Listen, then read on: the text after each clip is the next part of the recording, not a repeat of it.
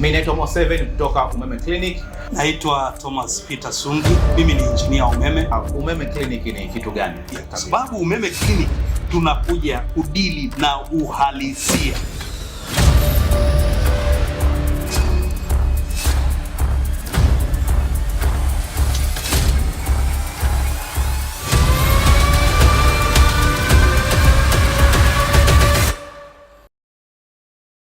Sasa swali langu linakuja kwamba kwa zaidi ya miaka 10, kwa nini sasa hivi? Tulikuwa tunatafuta kumiliki vifaa ili tukija kuingia chakula kiwe kimeiva. Hiyo ni kwa ufupi sana juu ya kile ambacho Umeme Clinic imekusudia kufanya.